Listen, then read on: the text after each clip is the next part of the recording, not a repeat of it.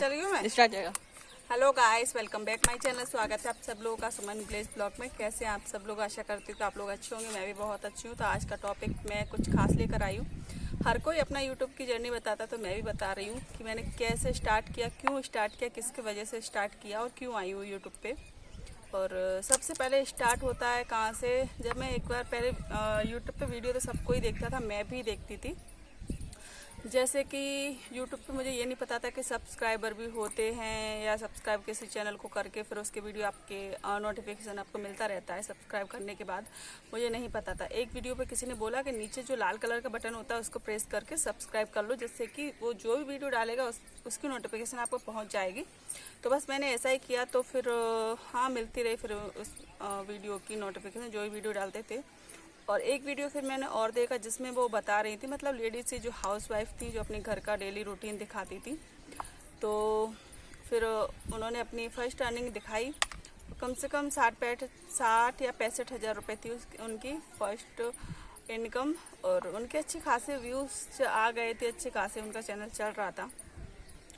और जिससे कि मैंने भी सोचा, देखो हाउसवाइफ घर बैठे बैठे कुछ काम कर नहीं सकती। जो बाहर काम करती हैं, बाहर भी हर किसी को जाने की अनुमति नहीं होती है, हर किसी को परमिशन नहीं होती है। जैसे कि गांव के छोटी छोटी से शहर से जो लेडीज़ होती हैं, औरतें होती हैं, उनको तो घूंघट में रहना पड़ता है, तो बाहर जाके कैसे काम करें। और मैं भी एमपी के छोटे से ही गाँव से बिलोंग करती हूँ, तो मुझे भी जाने की परमिशन नहीं है घर के बाहर जाने की है। तो फिर ऐसे क्या कर रहे हैं? कुछ तो करो। तो मैंने तो मुझे भी जाने की आने की परमिशन है, लेकिन घूंघट में जाने आने की परमिशन है मेरे ससुराल में। और आप तो समझ ही सकते हो कि किसी की बहू कहीं बाहर काम करे तो उसके घर वाले तो बाद में कहेंगे, पड़ोस के मोहल्ले के गांव वाले पहले कहने लगेंगे कि आपके घर की बहू देखो क्या काम कर रही है, उनको कुछ काम नहीं, ये वो। तो उन लोगों के लिए, उन लेडीज़ के लिए जो घर पे बैठ के अच्छा खासा बाहर काम करने का मन है, उनका अपना नाम बनाने का मन है, तो उनके लिए ये बहुत अच्छा है यूट्यूब। लेकिन इस पर मेहनत बहुत होती है और इसमें सब्र भी रखना पड़ता है, बहुत बहुत ज़्यादा, तब कुछ हो पाता है इस पर। तो हमने स्टार्ट किया था लगभग सितंबर के महीने में स्टार्ट किया था 30 तारीख को। और ये सितंबर की 30 तारीख आ रही, उसको 1 साल हो जाएगा हमारे चैनल को। तो हमने ऐसे ही सोचा कि चलो क्यों ना हम भी और ट्राई करके देखें क्या होता है, और हो जाए, लक काम करेगा तो ठीक है। तो फिर हम लोगों ने, मैंने और मेरे हस्बैंड ने, पहले मैंने मेरे हस्बैंड से परमिशन मांगी थी कि आप मुझे बताओ करूं क्या नहीं। तो उन्होंने बोला चलो ठीक है। फिर हम लोगों ने साथ में दोनों ने चैनल स्टार्ट किया। उनने भी, मैंने एक साथ एक समय हमने उनने अपने फ़ोन में किया, मैंने अपने फ़ोन में कर लिया। और जो भी वेरिफिकेशन, मतलब जो कुछ भी होता वेरीफाई, वो सब कुछ हो गया।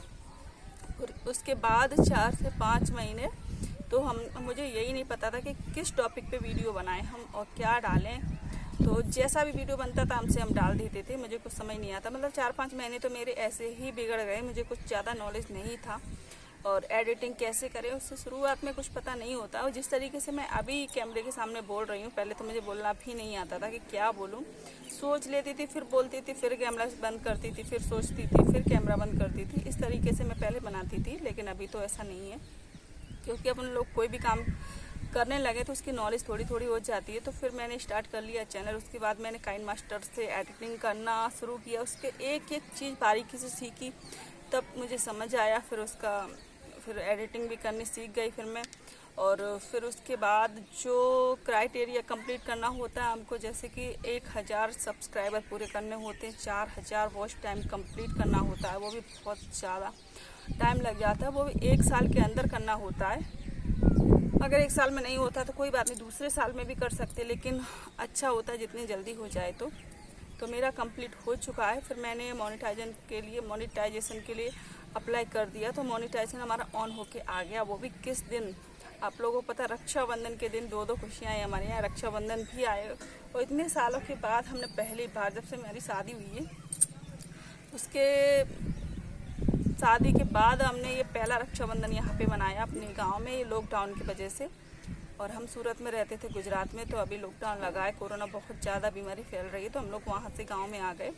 अभी तो फ़िलहाल मैं मम्मी के यहाँ पे हूँ, लेकिन रक्षाबंधन के दिन मैं यहाँ पे मम्मी के यहाँ पे अपने भाइयों को राखी बांध के फिर मैं अपने ससुराल चली गई थी, क्योंकि नंदे भी बहुत, मेरी जो ननद है वो भी बहुत सालों बाद आ रही थी हमारे घर पे राखी बांधने के लिए, तो बोल रही थी आपको भी बांधेंगे। मैंने कहा चलो ठीक है।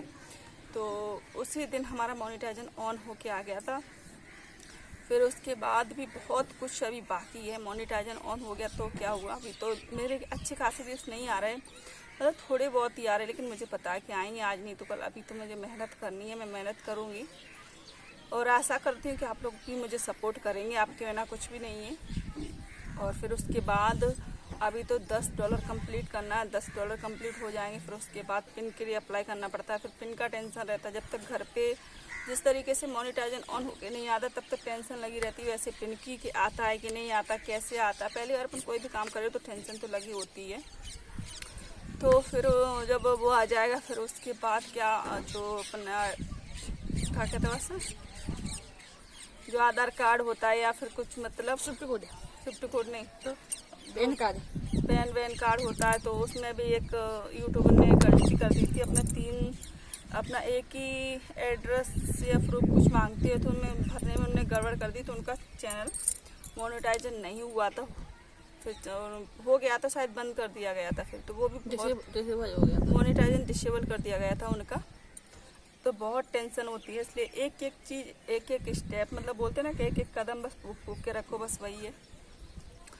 तो फिर वो अभी तो नहीं हुआ है, अभी तो मेरा $10 हो जाएगा, उसके बाद पिन के लिए अप्लाई करूँगी, पिन आ जाएगा। फिर उसके बाद जब बैंक अपना जब उसमें लिंक करते हैं एडसेंस अकाउंट में, फिर उसके बाद कहीं जाके स्विफ्ट कोड की ज़रूरत पड़ती है। उसके भी एक बहुत बड़ा लफड़ा है, क्योंकि बहुत सारे बैंकों में तो ये भी नहीं पता होगा कि स्विफ्ट कोड होता क्या। क्योंकि मैंने अभी एक बैंक में पूछा था, तो उन्होंने स्विफ्ट कोड की जगह IFSC कोड दे दिया, यही होता ना, IFSC कोड दे दिया। तो मुझे तो यही टेंशन आ रही, स्विफ्ट कोड मिलेगा कि नहीं मिलेगा, मिलेगा तो क्या करना पड़ेगा, क्या बोलना पड़ेगा, क्योंकि स्विफ्ट कोड के बिना सारी मेहनत बेकार है। क्योंकि जब तक आपके पास स्विफ्ट कोड नहीं मिलेगा आपको, तब तक आपका पैसा आपके बैंक में नहीं आएगा, बैंक में आ भी जाएगा तो भी आपको नहीं मिल पाएगा। इसलिए स्विफ्ट कोड की भी बहुत ज़रूरत है। जहाँ तक कि हमने देखा है यूट्यूब पे स्विफ्ट कोड मिल जाता है, लेकिन शायद थोड़े बहुत जो बैंक वालों को पता ही नहीं होगा, छोटे छोटे जो मैनेजर होते जो काम करते वहाँ पे छोटे उनको पता नहीं होगा। जो बड़े होते हैं उनसे पूछना पड़ेगा तो मिलेगा। उसके बाद फिर वो जांच पड़ताल भी कर सकते हैं आपके साथ कि क्यों ले रहे हो, आपका बाहर से पैसा क्यों आ रहा है। तो थोड़ा बहुत जानकारी देने के बाद तब कहीं जाके स्विफ्ट कोड मिलेगा। तो मैं आपको बताती चलूँगी क्या क्या हुआ। अभी तो मेरा मोनेटाइजेशन अनेबल हुआ है, बस कुछ ज़्यादा हुआ नहीं, तो मैं धीरे धीरे आपको बताती रहूँगी।